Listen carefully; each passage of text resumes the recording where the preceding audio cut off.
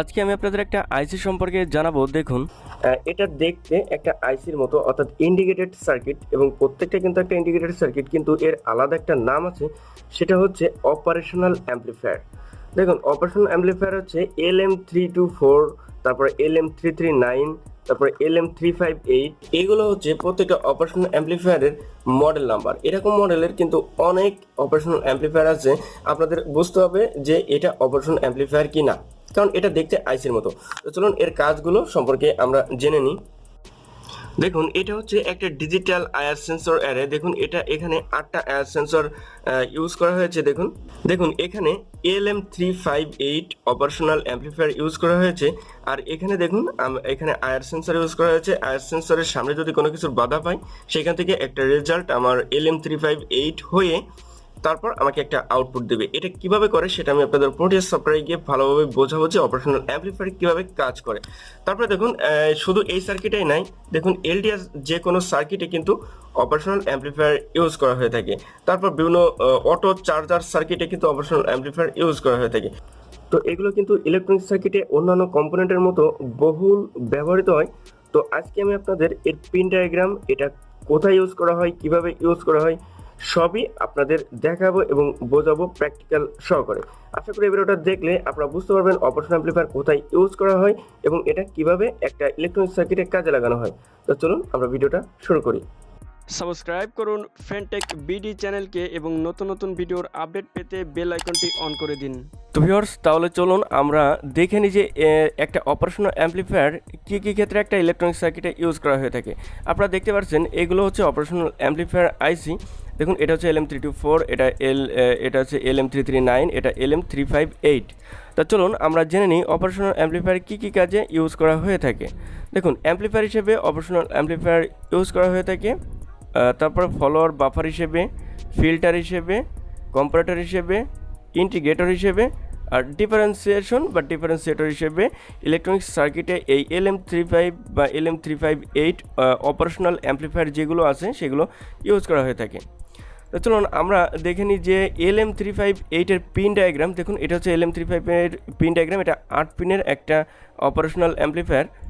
আর এর দেখুন internal diagram হচ্ছে এটা দিয়ে কিন্তু আপনি দুইটা আউটপুট পাবেন, অর্থাৎ এই আইসির ভিতর কিন্তু দুইটা অপারেশনাল অ্যাম্পলিফায়ার আছে, আপনি দুইভাবে এটা কাজে লাগাইতে পারবেন। তারপরে আছে LM324, এটা হচ্ছে 14 পিনের একটা আইসি। এটা দিয়ে কিন্তু আপনি 4টা আউটপুট পাবেন, অর্থাৎ 4টা অপারেশনাল অ্যাম্পলিফায়ার এর ভিতরে ইনক্লুড করা আছে। আপনি 4ভাবে এটা কাজে লাগাইতে পারবেন বিভিন্ন ইলেকট্রনিক সার্কিটে। এখন চলুন আমরা জেনে নেব যে এই অপারেশনাল অ্যাম্পলিফায়ার কীভাবে একটা ইলেকট্রনিক সার্কিটে ইউজ করা হয়, কীভাবে কাজ করে, সেটাই আমরা প্রোটিয়াস সফটওয়্যারে প্র্যাকটিক্যালে দেখব। তো ভিউয়ার্স, দেখুন আমি প্রোটিয়াস সফটওয়্যারে চলে আসলাম। দেখুন এইখানে LM358 আমি এই অপারেশনাল অ্যাম্পলিফায়ার নিয়েই কিন্তু আপনাদের বোঝাচ্ছি। দেখুন আপনারা এই ডায়াগ্রামটা লক্ষ্য করবেন। আর এখানে দেখুন এই ডায়াগ্রামে 2 এবং 3 নম্বর পিনেই কিন্তু আমার পজিটিভ এবং নেগেটিভ দিতে হবে। আর তারপরে আমি 1 নম্বর পিন থেকে আউটপুট পাবো। আর দেখুন 8 নম্বর পিনে আমার পজিটিভ দিতে হবে। এখানে এই ডায়াগ্রামটা একটু লক্ষ্য করুন। তারপর 4 নম্বর পিনে আমার গ্রাউন্ড বা ভিসিসি মাইনাস ভিসিসি দিতে হবে। দেখুন সেই হিসেবেই আমি দিয়েছি। দেখুন এর এই পাশ হচ্ছে, অর্থাৎ নেগেটিভ হচ্ছে ইনভার্টিং ইনপুট, আর এখানে পজিটিভ হচ্ছে নন ইনভার্টিং ইনপুট। আর এখানে এই অনুযায়ী কানেকশন করতে হবে। এখন এটা নিয়ে ইলেকট্রনিক সার্কিটে এটা কীভাবে কাজ করে এর একটা শর্ত আছে।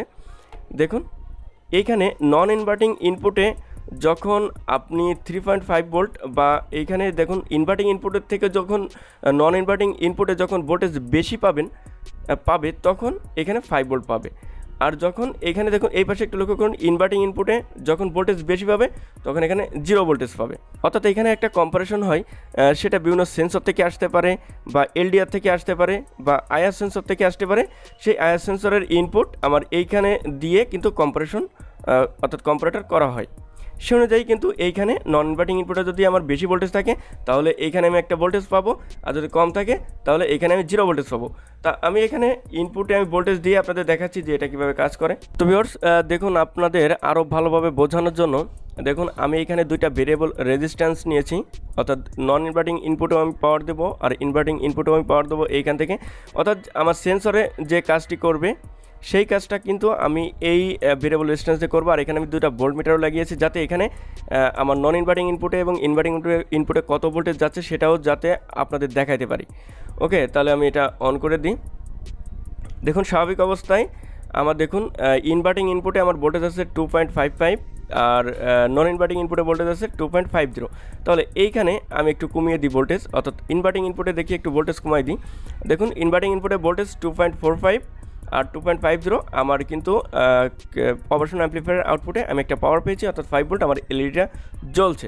এখন কোনো কারণে এই পাশে যে সেন্সরটা আপনি লাগিয়ে দেবেন সেটার ভোল্টেজ যদি বেড়ে যায় বা কমে যায় তাহলে কী হবে একটু দেখি। দেখুন এখানে 2.40 আর 2.45, অর্থাৎ ইনভার্টিং ইনপুটের ভোল্টেজ আমার বেশি হয়ে গেছে, তখন এখানে আমার 0 ভোল্টেজ চলে আসছে। এই অপারেশনাল অ্যাম্প্লিফায়ারটা বেশি ইউজ করা হয়ে থাকে মনে করেন চার্জার সার্কিটে, অর্থাৎ অটোমেটিক চার্জার সার্কিটে ইউজ করা হয়ে থাকে। এই কনসেপ্টের উপর ভিত্তি করে এভাবেই অপারেশনাল অ্যাম্প্লিফায়ার বিভিন্ন সার্কিটে ইউজ করা হয়ে থাকে। তো আশা করি বুঝতে পেরেছেন যে অপারেশনাল অ্যাম্প্লিফায়ার কীভাবে কাজ করে। দেখুন আমি আপনাদের আসলে বোঝানোর চেষ্টা করেছি, জানি না কতটুকু বোঝাতে পেরেছি। তো যদি ভিডিওটা ভালো লাগে অবশ্যই চ্যানেলটা সাবস্ক্রাইব করে আমাকে সাপোর্ট দিয়ে পাশে থাকবেন। ধন্যবাদ সবাইকে, থ্যাংক ইউ ফর ওয়াচিং।